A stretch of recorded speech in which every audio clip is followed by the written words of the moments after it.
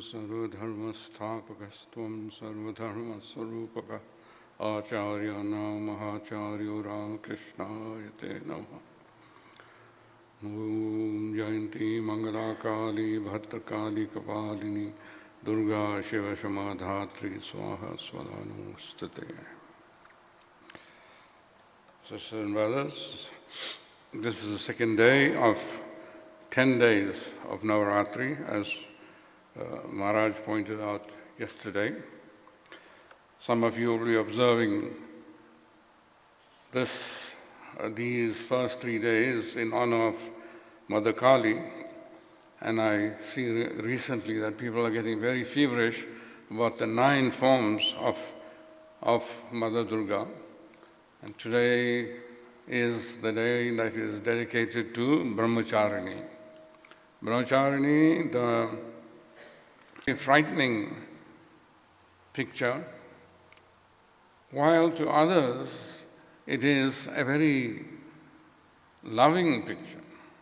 It denotes the mother overcoming difficulties that face the devotee.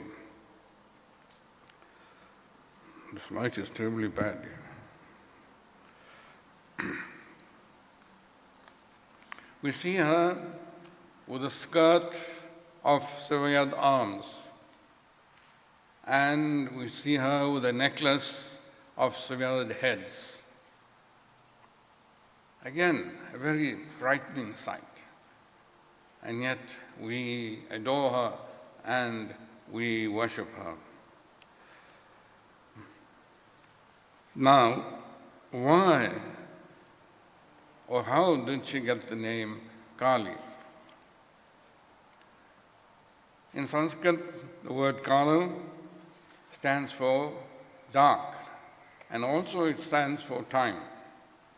So, Mother represents both time as well as darkness.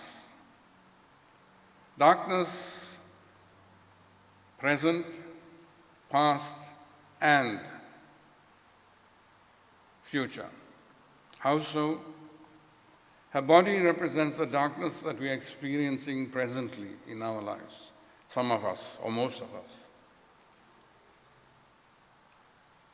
Darkness in the form of ignorance more than anything else. Her flailing, disheveled hair represents the hoary, dark past that has gone, and we cannot get it back, no matter how much we try. And the lolling tongue seems to represent the thirst for the future. And we all are thirsty for the future, are we not? We are busy preparing for the future, storing things up for the future, not knowing that time is going to wipe away all those things at any moment. So we flit away our time. We waste time. And the more we waste time, the more disrespect we are showing to Kali herself. So of what use is worshipping Kali if we are not respecting time? So we have to keep to time. If time has been set, has been agreed upon for certain activities, then we must be there on time, for one thing. And secondly, we should not be wasting time. We should be making use of every moment in our lives, especially those who have been initiated. And I keep worrying about this because a number of us have been initiated, but some of us don't even do the sadhana that we've been asked to do. And some of us do it grudgingly. And some of us do only that which we have been asked to do, even though we have moved in time. So with time we have to increase both the quality and the quantity that we are putting into our lives. In his beautiful poem on Mother Kali, Swami Vivekananda refers to her as time. Thou, time, the all-devourer. Come, Mother, come. So he realized that she really is time. And as followers of the Ramakrishna movement and of Swami Vivekananda, we should not waste any time. Now, the question is, how did Mother Kali come about? Did she come from ancient times, from Vedic times? Was she a figment of someone's mind?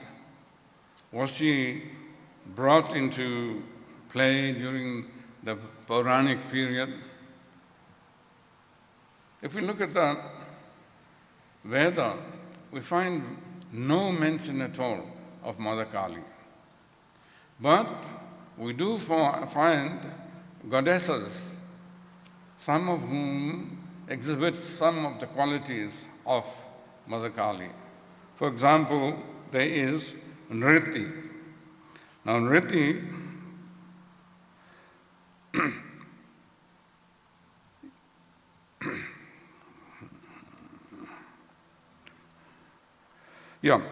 so Nriti is shown or is depicted in the Vedas as one who is the controller of life.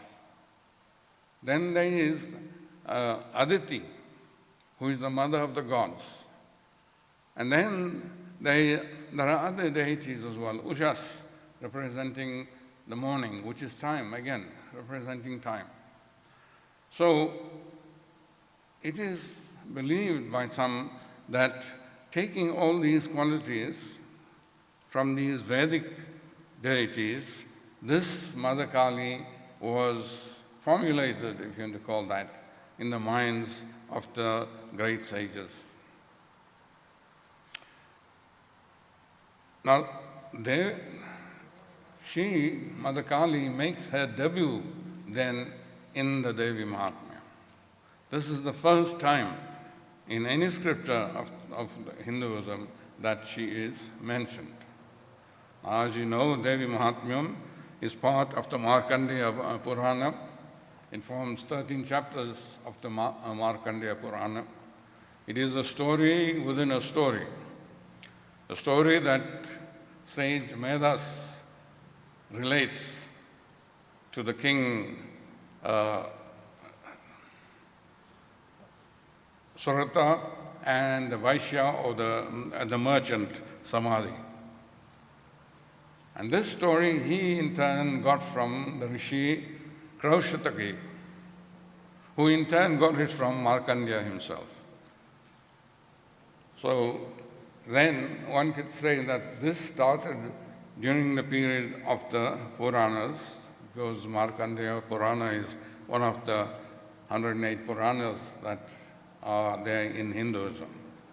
So it is here then that we find Mother Kali playing an important part. Now, what does she do?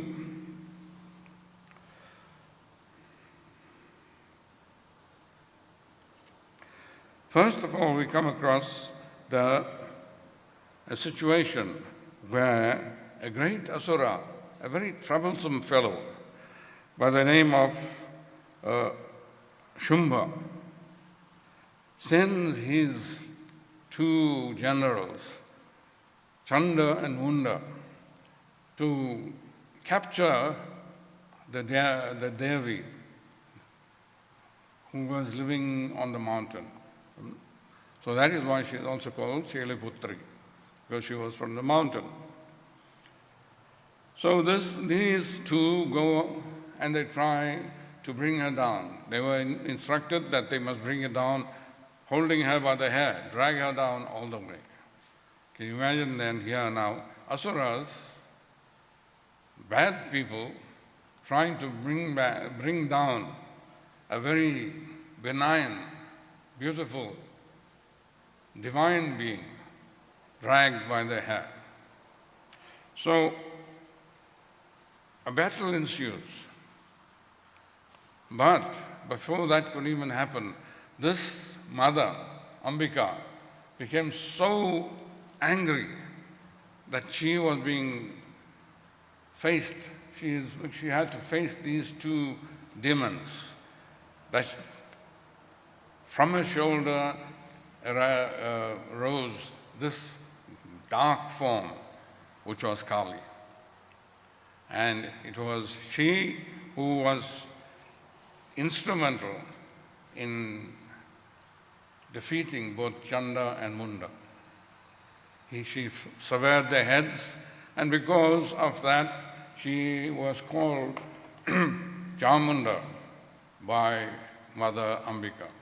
So that is one of the forms of Mother Durga or Kali, that is Chamunda, the destroyer or the beheader of both Chanda and Munda. There are other stories that are associated with her as well. There's another story which is not in the Devi Mahatmyam, but it is said that she accompanied Shiva on this journey in which he defeated Tripurasura. Now, who is Tripurasura? Tripura, as you know, means 3 cities. And where are these 3 cities? They are cities in the sky, space stations nowadays. So, as early as that, the Hindu mind could actually fathom these space stations as such. And so she accompanies him, dressed in an elephant skin, according to that legend. And of course, Shiva was successful in overcoming Tripura. So one of the songs we sing is Hey Tripurari, one of those songs. Another incident is that in which she defeats, or she kills actually, a demon named Daruka. Darukasura. Daruka lived in the Daruka Vana, or the Daruka forest. And where is Daruka forest? It is in what is now called Dwaraka in Gujarat. So there, she then destroys this demon, Daruka, and having defeated him and decimated his entire army, she is dancing this dance of victory, non-stop. Swamiji referred to this yesterday. Step over step, and the whole earth was trembling. And the gods, smaller gods, were afraid that the world was going to come to an end. But who was going to stop her? No one. This is how great she was. So the only thing they could do was to approach Lord Shiva.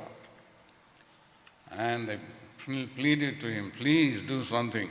Stop your wife from destroying the world, basically. And that is when, among the corpses, Shiva lay supine.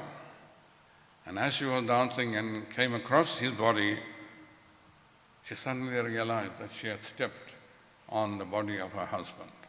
And one legend is that is when she stuck out her tongue, and again, Maharaj spoke about this yesterday. Another side to this, another story connected to this destruction of Daruka is that Shiva then took the form of a baby and appeared before her.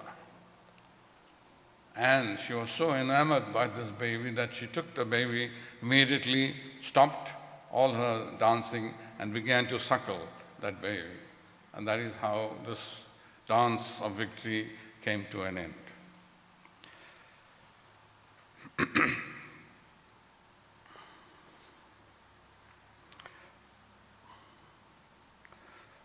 Then we find descriptions of Mother Kali in Devi Mahatmyam. And I'm going to read to you verses 7 and 9.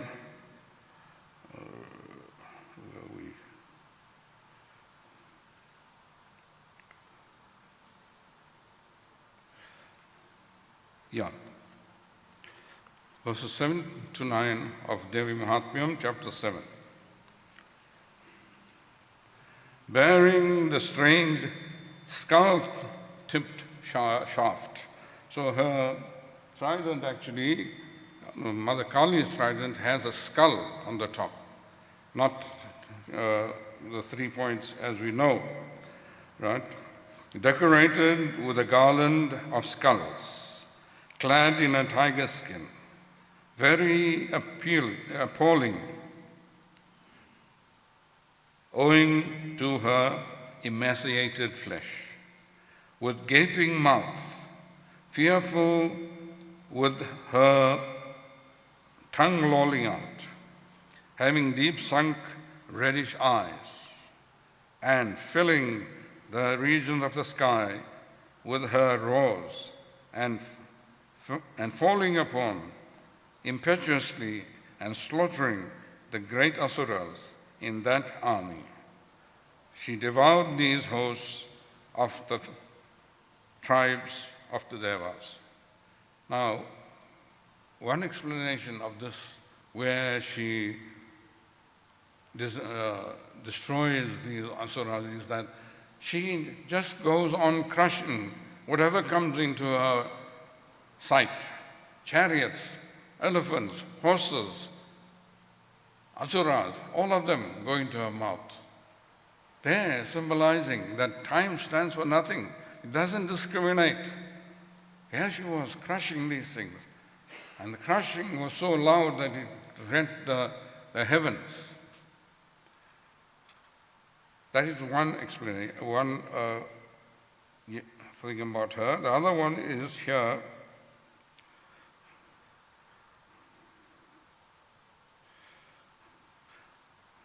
By her, the Mahakali, who takes the form of the great destroyer at the end of time, again time, all this cosmic sphere is pervaded. And there is no lie about that. This whole cosmic sphere is controlled by time. It takes place in time, it exists in time, and it is destroyed in time.